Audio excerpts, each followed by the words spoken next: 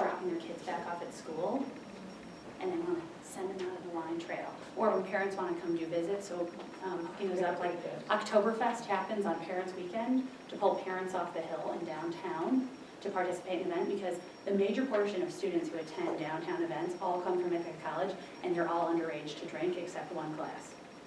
So doing a drinking event focused on that student body is no good. But doing an event that involves alcohol and food so that they can participate in a different way and bring their parents who are of age and want to sample local things because they're not here, that works as a concept. I don't know that it would work if we didn't do it on Parents Weekend. So that is, devising your plan with the date where, okay, that's a jump off. That's an additional event on a weekend where something's already going on. You can see there's a group of traffic coming in. They don't have something to do.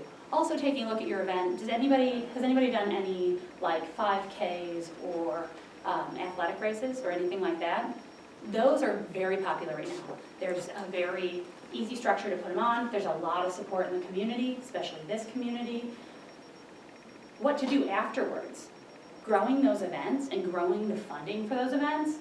They hook up with Experience the Finger Lakes. They do wine tours after the runs out on the wine trail. That brings in a clientele from outside the area. But then they have to work on that date to not have it run into the chocolate events, or they have a whole Christmas situation where you get ornaments to hang on trees at every winery. So it changes quite dramatically, but there's a really good way to package events to expand them and expand your funding. Go for it. I know for the Foxtrot at the Nature Center, afterwards we're trying to figure out whether we should continue the day or people generally want to go home, take a shower, and so it's hard to find a balance. Right, so taking a look at part of that event length, that's where we're at right now. Ta-da! Great segue, my dear. All right, so how long is a Foxtrot? If you could guess, how long has a Foxtrot been going on? Just a couple of years. Okay, so it's a single day event. It's only a few hours in the morning, and it raises funds for Hugo Nature Center. And we're looking at our running community. What is our running community interested in? Who is it? Is it age specific for the Foxtrot? Do you know? There's different categories. Some are kids, some have adults, some, you have to fall within this range of minutes. I one time ran a half marathon, and that was my one time. I have not run since. So for the Tough Turtle. I might not sign up again. We'll find out. It's good. Yeah. So the Tough Turtle's fun because everybody ends messy, and so it's hilarious. That's one they should bring showers into. You should just all get hosed off. That's what I suggested. I said maybe She's you cold. can have, like, You don't want to do kids that. spray down their parents. It would be fun for the kids. That's a great idea. Yeah, you need warm water though. They'd have to figure out warm water because it's too cold out there. See, that event, when you're all muddy and gross, you want to go home. There's standing facilities that could have fireplaces on after you're done being sweaty and having your water station and Gatorade station indoors. Traveling sauna. Yeah, you're But traveling, have fun to yes, have there's the so many photo options. booth there, But set is it up. cost You have effective? pictures of everybody all muddy. Yeah. So your event length, when you're starting out, most people do a one-day event. They're going to do, or a few hours, 2 hours. If it's a full day, 6 hours. A lot of the length of your event is going to depend on your rentals. So, has anybody here ever had to rent a generator? Has anybody here ever had to rent an ambulance? Well, lots of things that involve service have a minimum time frame for how many hours they come to your event. Chili cook-off is 4 hours, because if chili cook-off was an hour more or 2 hours more, it would cost too much for the ambulance to be on site for them to afford to have chili cook-off, because that is paid for EMTs in 4-hour blocks, and it's very expensive. But it's required by state permits. So they have to be there as long as it's open. So it has to either turn into a different event, like a film festival, and go inside and no longer be outdoors as a public event, or it has to end. So when you're looking at your length, you really have to look at your resources and your investment. So it's got a few underneath there. You know, part of the nice thing when you're looking at an event and you're looking at the time frame is if it's an outdoor event, you can spread it out. Say it's 3 days, it's at Little Tree, and their first day, they're doing hay rides every day. They're doing a Meet the Maker series every day, but it changes who it is. And in between, there's a tour, there's a lot of outdoor components. There's a children's, like, pumpkin patch play area. I don't know, you know. So say that's happening. If you spread it out over 3 days and the middle day rains, you have your audience just split and they come on the other 2 days. So that's a benefit. Some of the risks are, you know, if you're looking at staffing and labor, your labor cost is much higher than doing it for 1 day. And if it rains 3 days. Right, and security. You have to make sure, if that stuff's staying up overnight, there has to be security there. All of it has to be locked up, like all of your equipment. You also have to interact with your audiences multiple times a day. So your risk increases from your insurance company. Your insurance really increases depending on how many days you have an event. And so, again, with resources, there's benefit and cost to each of these. And so thinking that of your event all the way through from start to finish is very important. I don't know. I think it hit Ask Me Later, and then I think in the bottom right there's the PowerPoint. I don't know. All right. I only have 2 more points, and then we can rock into some other stuff. So, I don't know. We can fix it. I'm on point number 8. Let's go to 8.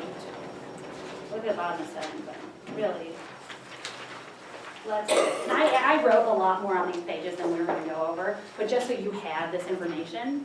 Also, a really good reference tool for all these pieces is available on the Tompkins Festivals website. There's an entire event planning guide that is very detailed that goes through every section of events, start to finish, based in Tompkins County, and it's all available in that resource guide, and all these points are very much expanded on. So I'm going to go through these last few, and then we're going to talk a little bit about budgeting for your small event, and talk about the kinds of things you need to take into consideration. All right, so stick with me for just a few minutes, and then I want to talk a little bit about your events. So we go through, we're picking out our day, we've got that settled, we think we know the event time frame, you know, we know who our audience is, we've really got it solid. We've talked to a lot of people, we've made a lot of contacts, we understand our market now, right? So now we're going to take a look and we're going to be like, okay, so where do we have this event? We know all these other pieces about what's attracted to our product. Our food and wine festival, let's go back to that. Where can we have a food and wine festival? Does anybody know, where would you want to have a food and wine festival? If you were going to attend one in Ithaca, is there a place that seems wonderful? Like 6 Mile Creek, it's really close to town, it's a winery, and it's beautiful, and it holds a fair amount of people. All right, where else? Give me some other locations, some other venues. You want somewhere that you can walk to, because it's a wine event. You got to think about transportation, home. Now, not everybody lives within walking distance to downtown. They need to have access to taxis, the bus, you know, a way to get home, or there's an incentivizing for a DD for their group. You know, that person gets a ticket free into the event, and they get all the punch they can possibly want, and a free $25 gift card to a restaurant afterwards. So they take their drunk party someplace and get them all fed up, and it makes a more exciting adventure for fun instead of disaster. You know, taking a look at, that's just for food and wine events, you kind of get so we're taking a look at a location. What drew you to a winery? Well, location is one. What if it was at the CSMA and it was walkable downtown? What would draw you? The CSMA has a really cool ballroom upstairs.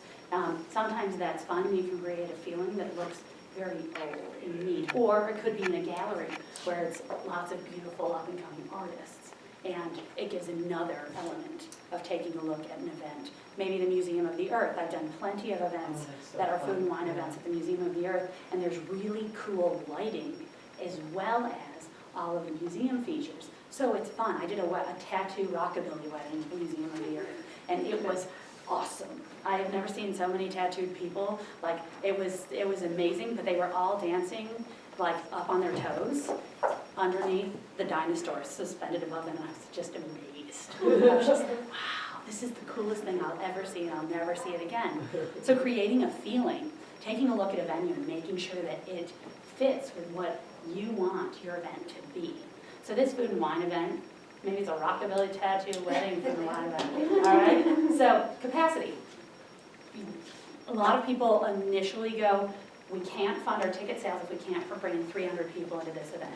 So look at your capacity, definitely. Evaluate your location and all of those cost benefits. You know, if it doesn't seem right for your event, if it doesn't have accessible walkways, if there's no way to get the tables in the door to be able to have your event because the elevator's broken, you have to think through every piece of how this is going to work together. Parking, access to transportation for people, and overall accommodations. Where are people going to stay if they're coming from out of town and you're marketing this in the off-season? They're not necessarily everybody's going to come in with a car, especially if it's a major event where it's very avant-garde and it's a really interesting event for a very segmented group of people, and like a plant symposium on one kind of wild orchid that blooms once a year. There is a very finite group of people who know what that is, and they're going to come from very far away to go to this because maybe you have some of the top researchers in the country promoting that they're going to be here and talk about this and give out more information. So really understanding where the people coming to your event are going to move around, and if they can get to the site, if it can work for them. Like, Ithacans are hardy people. They'll come out in any weather, in any kind of jacket, because they already own them. They're just doing it. They're coming out. So you can put a windtail. You don't want to make it dangerous, but venues are really flexible for Ithacans. Not all people are going to feel that way, you know. So that's kind of the end of making your game plan before you get into your event plan. Now, if you go to the event planning manual online, you can print it off. It's available. You can print the entire thing, but you can also click through sections and just look at pieces.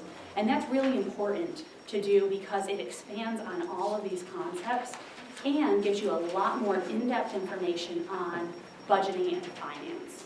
So if you're taking a look at that concept. The last few pages are on funding, but I want you to go all the way to the back page.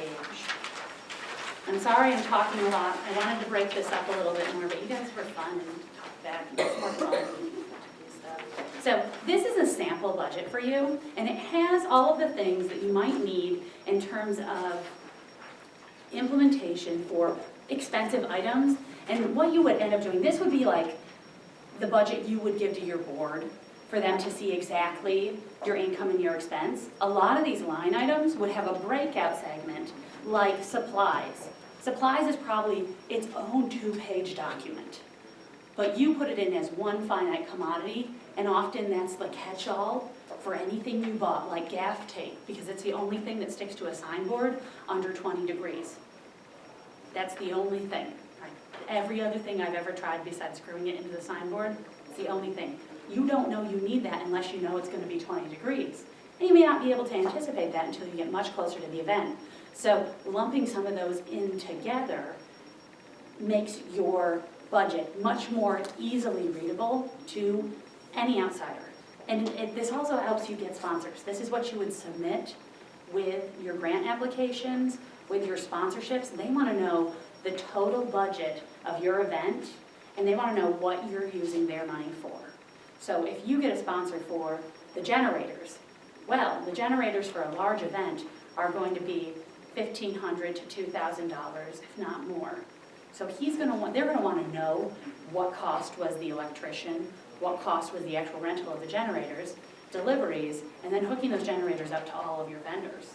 Those are all very different costs. So understanding that when they look online and they say generator rental is only $450, why do you need $2,000? Well, these are all the pieces that allow them to work in this event. And this is what we need it for, because we didn't necessarily plan to not have electric, but we can't support this event without this much electric. And so when you can answer that question, you can get that sponsorship because they have faith that you know what you're doing and that you're going to carry this event off successfully. So creating a budget especially, this helps you make your event plan. Knowing what your labor costs are, taking a look at how many people you're gonna need. And then, after you make this initial thing, then you break all of your people up and have them handle sections of the event. And they help you create the supply list for the food vendors, the things you're gonna need, the supply list for the craft vendors, the supply list for the rental companies, for the caterer. All of those things, they'll break them out for you, and they'll be your people in charge and your contact points, but you're gonna have to manage all of their pieces and put them into one place and be able to explain it yourself if you're the person promoting your event and getting sponsors. So this is a nice option for you to just take a look at. Do you guys have questions? Like, did you come into this section trying to come up with, we've got like 5 minutes, and I'd love to just answer some specific questions about events here in Tompkins County that are more specific to your events. You ready?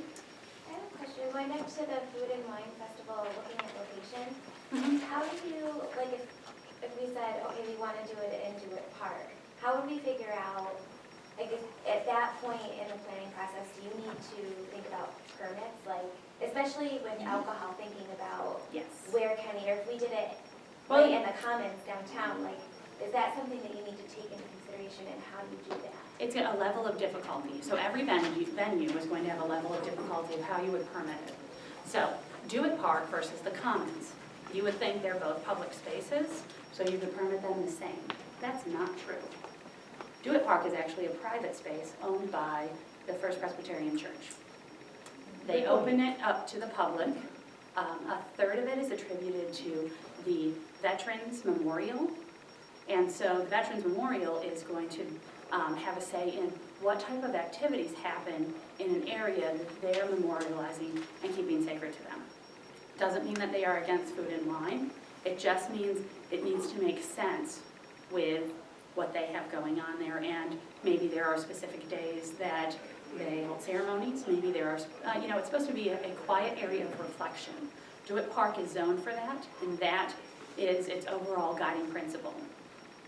Now, during the construction on the Commons, we worked with them a little bit for Ithaca Festival and the First Peoples Festival to work on changing temporary permit pieces for while the Commons was on construction to be able to have amplified music there. But still, they wanted some parameters for the type of music, where that music can be projected, and kind of the feeling behind that music, and how long it can go on so that people still have quiet reflection time. But maybe it's children's dance or Hildy. It's never going to be a large rock show in Dewitt Park because there's a full residential building. So you would have to get a noise permit, you'd have to get a temporary beer, wine, and cider permit, which takes at least a month because it's 15 business days for them to cycle it back to you. You would have to, because you probably would have to close a street, you'd probably have to close Cuba Street to be able to park your rental trucks to unload and have parking for just general staff to get it set up. You would have to close, you might not have to close the whole street, but you would at least have to take out those parking spaces. So you have 3 permits. Now you're at Special Events Committee. Now you have to go to the City Special Events Committee, and you have to go through a long permit process that then says it's the head of the fire department, police department, and they're going to tell you what you have to have this event on public property and make it safe. So that will make you be paying for police officers, the Department of Facilities for Public Works. Now, some of these things, if you put it on the Commons instead, would be very different. Like, you don't have a quiet sanction, but you have quiet hours. So you work within those confines. It's a similar permit process, but because you're not closing the street because it's already closed, you wouldn't have to deal with some of those facilities pieces. So picking your venue and changing it is very important. Anybody else have a quick question? I don't want to keep you in here much longer, but. In terms of finding sponsorship for events that are not meant to be income generating, that are really Yes. meant to be more like community based, I guess, like how do you pitch that, or is it just, It's it's something good to do for the community? Right. It's a similar structure. What you always want to do is identify what it's bringing to the community. So what specific needs it's fulfilling. You know, there is a lack of children involved in agriculture, understanding, and natural resources. So, how are you addressing those issues with your event? And that's what I would go with. I think it'll be the same for both. You guys are hopping in. Anybody else have a quick question? There's a segment in this workshop about venues and permits and stuff like that. In the workshop entirely? Yeah. There is one this evening from 2 to 2:30. Julie Holcomb is coming in, and I'll help out with equipment and understanding that piece. She's going to talk more about the overall permitting systems and how that works. Generally, what you should do is go to Julie, and she'll send you what permits you might need. But when you start booking your events, they're going to start asking you for them, and then depending on what municipality you're in, that's where you go to get your permit.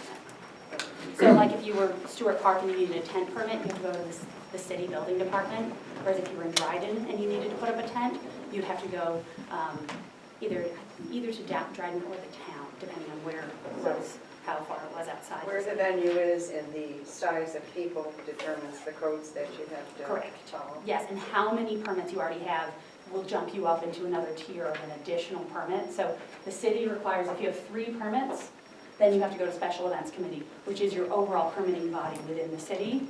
If it's over 5,000 people, you need a state mass gathering permit, which is a health permit for the state.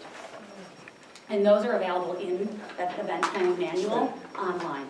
So you can look on there and it will explain and break that out in detail. So to get to that site, you just punch in event planning? Go to tompkinsfestivals.com.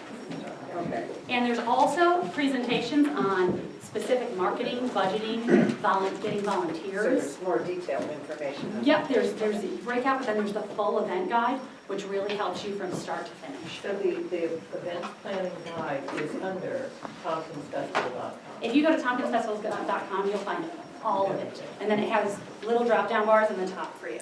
Okay. All right? Sorry, guys, you're getting out of here. Excellent. All set, Patty? I am.